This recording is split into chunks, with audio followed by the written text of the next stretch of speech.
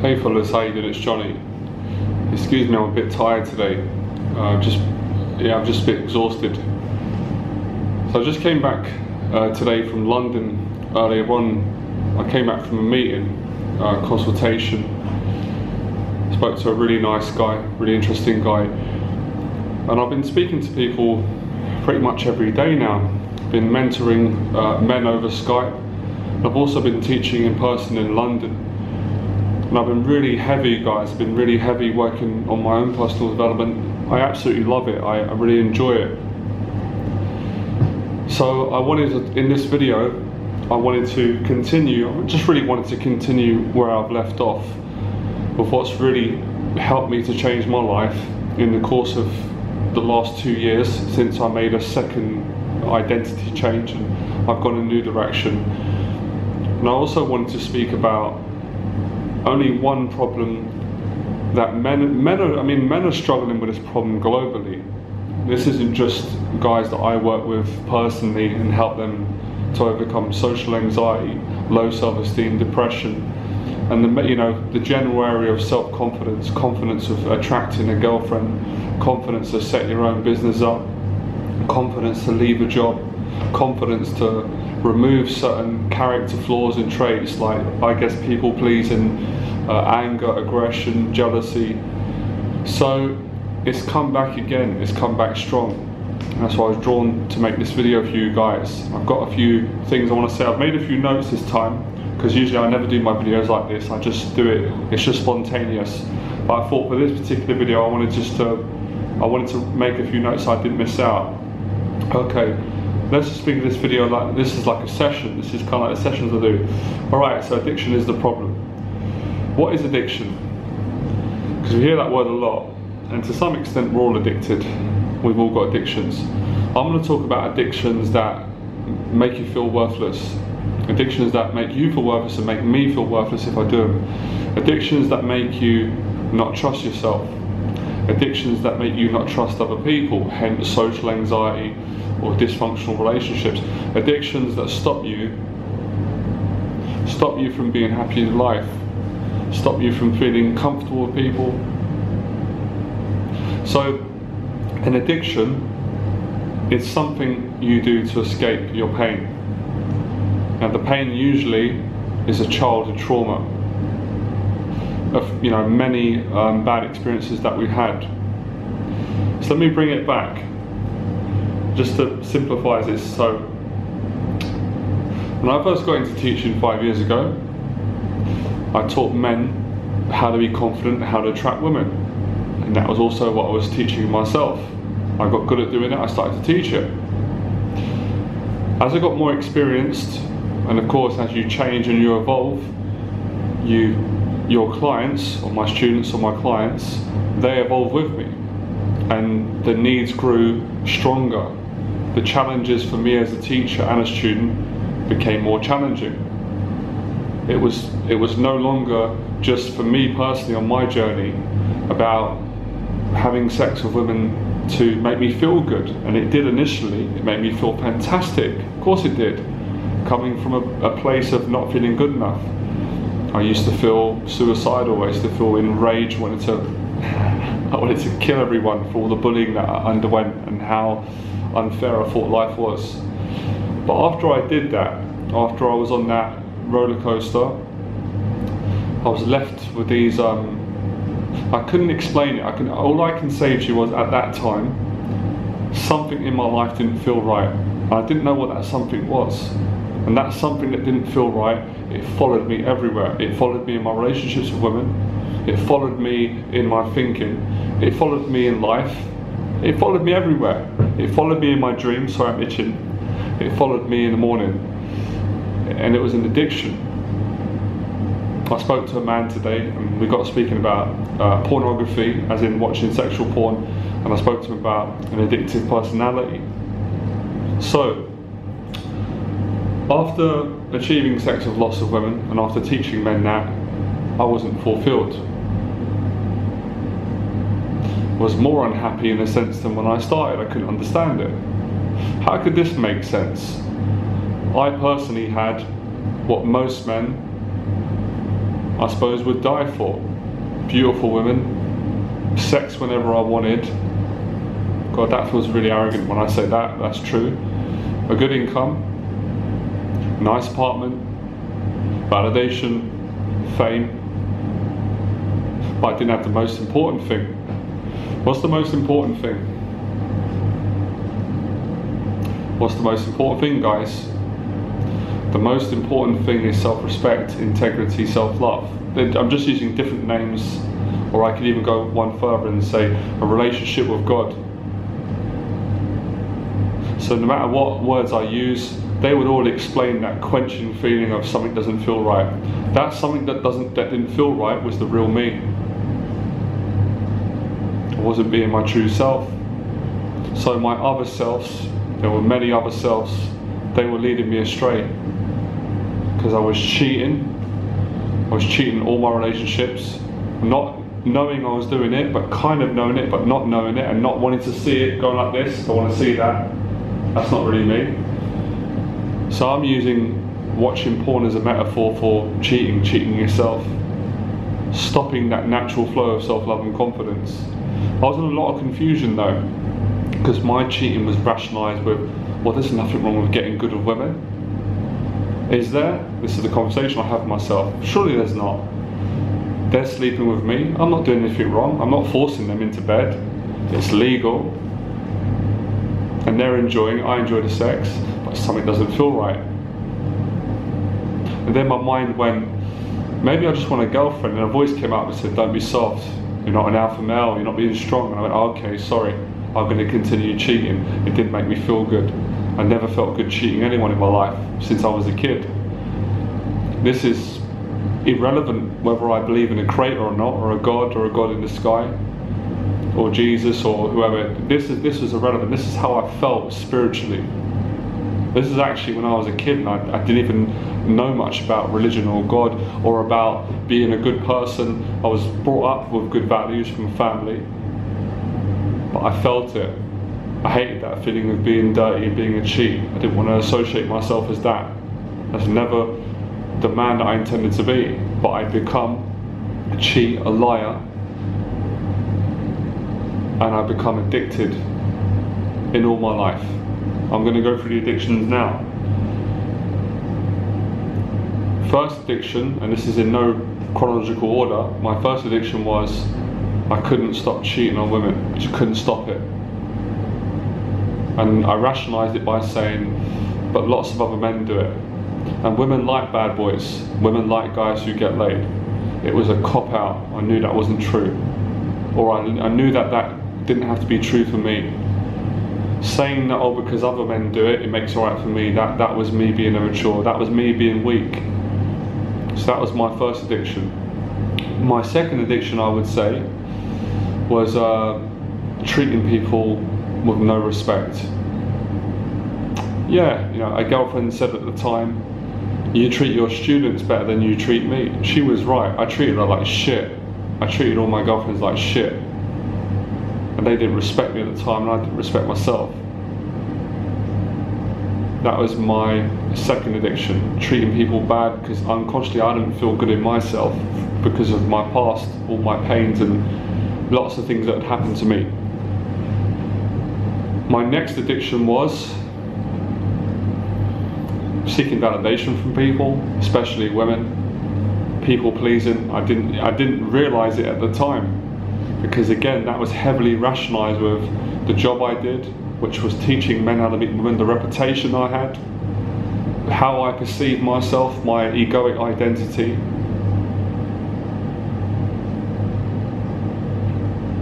My next addiction was, and I never ever thought I would say this, I never even knew at the time, I had a problem with alcohol. Isn't that interesting? I had a problem with alcohol. And you know what my rationale was, my denial? I don't drink much. I thought I didn't drink much because I said, I don't drink heavy. Now, I was never a sort of drinker that would really drink 10 or 15 drinks. But I remember for a long period, I was drinking Jack Daniels and Coke. I was drinking 2 JDs and Coke a day. So when you add it up, that's, was that 14? My maths is really bad, I'm sorry. 2, 4, 6, 8, 10, so 14 JDs and Cokes a day. So my addiction was alcohol, violence, being horrible to people that I thought didn't matter to me. I was nice to my students because there was a lot of authenticity there, but I'll come to that in a second about the true self and false selves.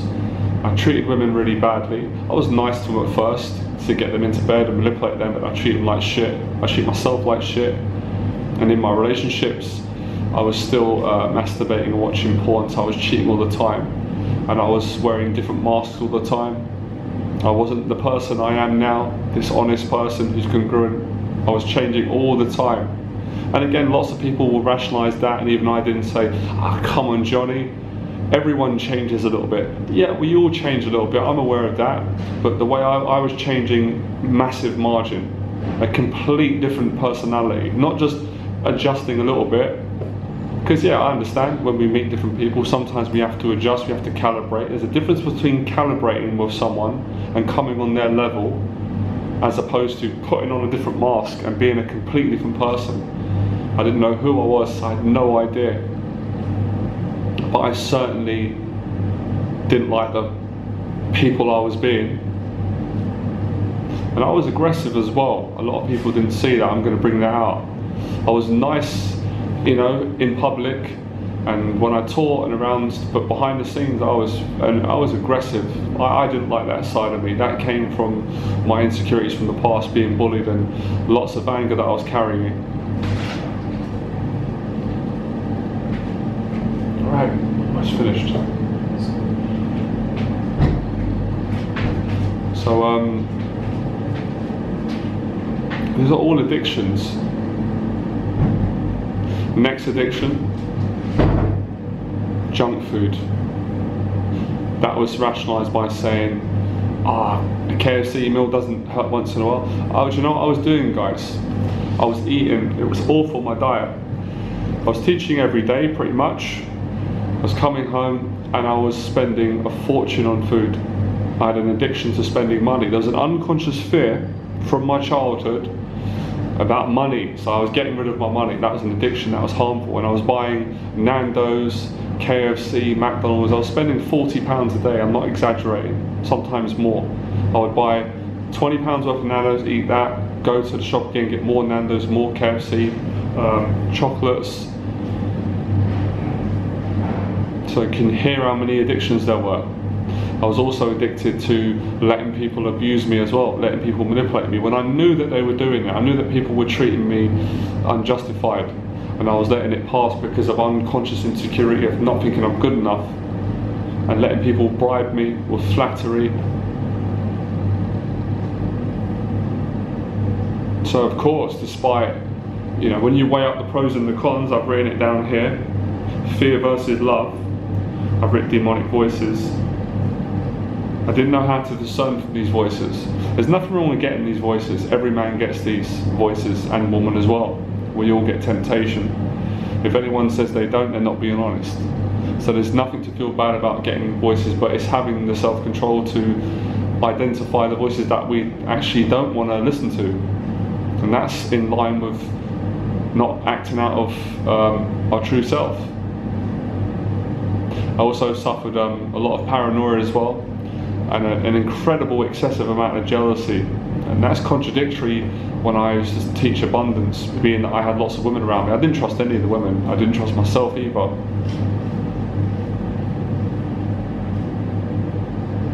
And I had a real trouble speaking my mind too. So my whole life was, I was in a bad place. But on the surface, it looked like I was in a good place.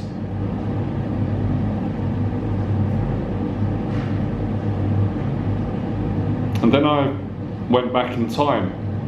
I thought, where is this pain coming from? Where is this addiction? Because this hasn't just happened in the last few years with achieving success, getting a bit of fame, making a name at the time in the dating industry, sleeping with women. This has been ongoing for many years, and it's only come to the surface now because it's got so bad. part of me as well was, finding it quite difficult to dealing with success. That was, that was some unconscious fear of not being good enough and not believing what I achieved.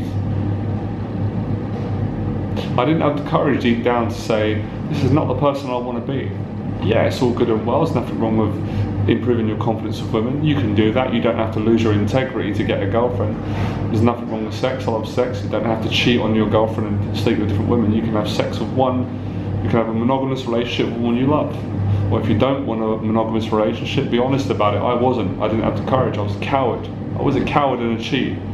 Because I would spend time with women and lie to them to the face and say, yeah, I'm not going to see other women. And literally a day later I was going around the corner where I was living and having sex with a woman around the corner. I was doing that and I thought that was cool, but I felt disgusting after. I couldn't look my girlfriend in the eye. I couldn't look people in the eye. I felt ashamed, I felt embarrassed, I felt angry at myself despite this, what I'd call worldly gain.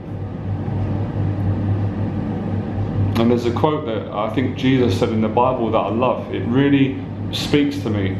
Again, you don't have to be religious.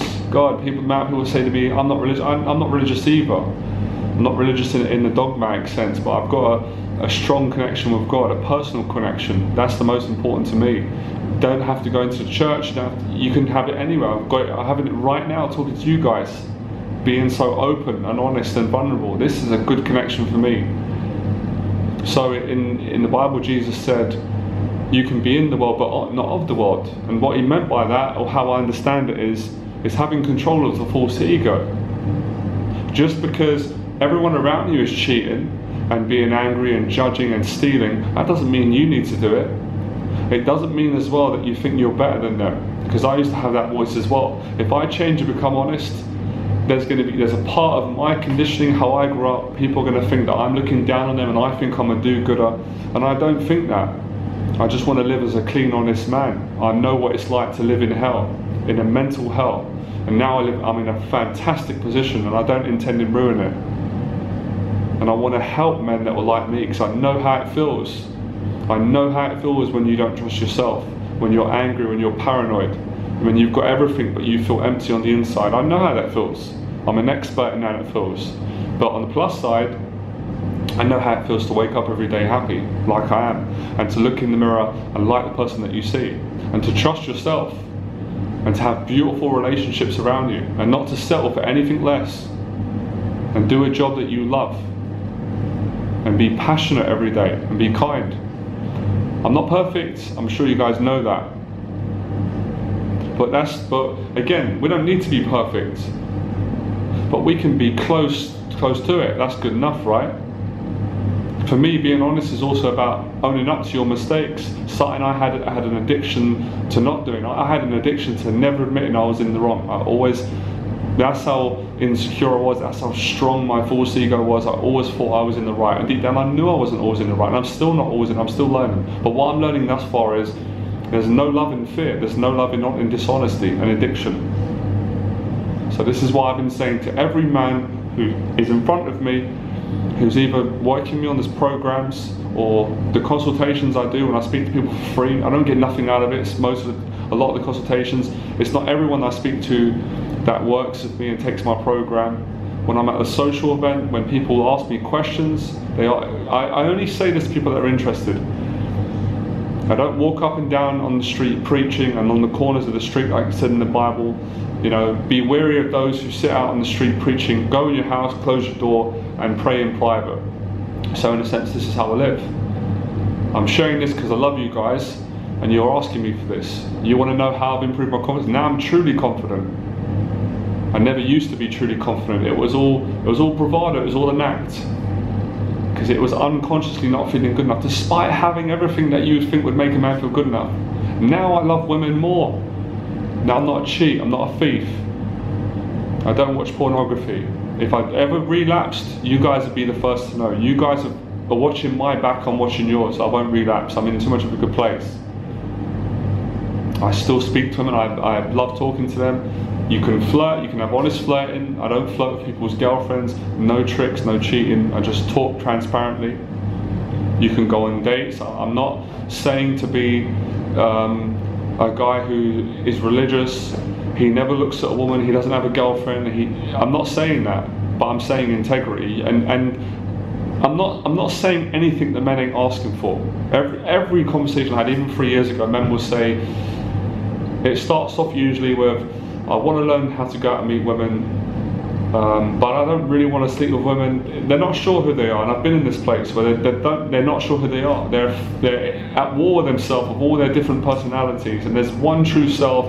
That's where the love is at. And believe you me, it's nothing soft. I've gone through all the different type of male, male development in what we aspire to be a man. I did the boxing to be more manly and be tough. I did the fighting on the streets, loads of it.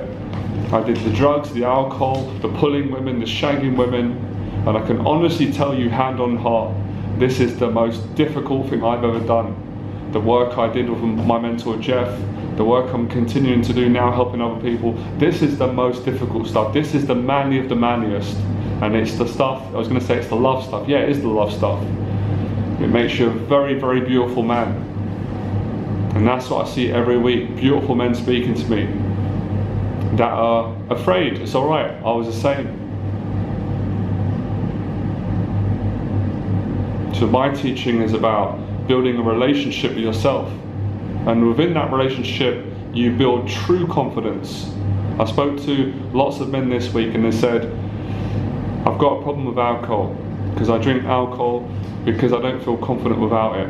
So the addiction is where we go to get confidence, but it rapes us of our self-esteem. And what comes with addiction is a high and then a horrible low. Suicidal thoughts, paranoia, rage, jealousy, anger, self-hatred, hate towards women. That's why the porn's not good.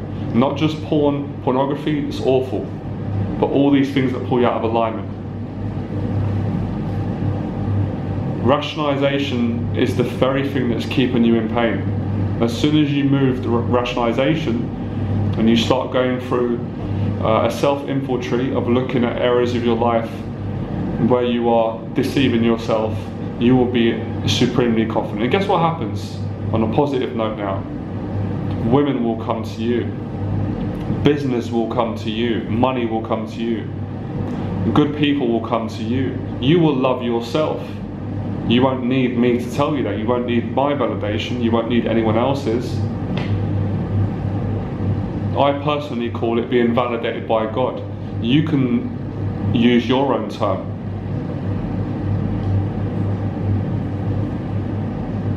You guys don't realise how powerful you are. You don't realise that. I think you do, but you don't realise it. I need to remind you, because I didn't realise it when I was going to the cash machine and I couldn't stop these voices saying, just take the money out, go for a prostitute, it's going to be exciting. These demonic voices, negative voices. And I go and do it, come out and feel horrified by what I've done. I can't even look at myself in the mirror. I'm glad those days are over. But guess what? This isn't the end for me. I'm in a fantastic place, my life is wonderful, but every single day, and I make no qualms about saying this, every single day I get the voices as well that you guys get, trying to tempt me over. Come on, just a couple of women, don't be so spiritual, don't be so Christian, or don't be so soft, don't be so well behaved, come on, don't be boring. I have to ignore them. Because for me, living a life of integrity, there's nothing boring, it's very exciting. Because when you give up your addictions, you naturally are handed your true talents, whatever they may be. My talent is speaking, writing, videos, around that area of creativity. Something that was taken away from me when I was younger because I was frightened and I had abuse. I always wanted to speak. I love speaking, I love conversing with men. I like talking with women. That's why I've always been good with women. And the same for you underneath. There was just fear and shyness there, and some false negative thoughts and some past experiences I had to clean out, which I've done. So you've got the choice. If you don't do it straight away, that's all right. So stop the addictions and you will find the right woman. You won't have to cheat your way there. You'll find the right relationships. You'll find the right business relationships. You won't have to cheat. Transparency is power. No fap. I love you guys. Enjoy the process.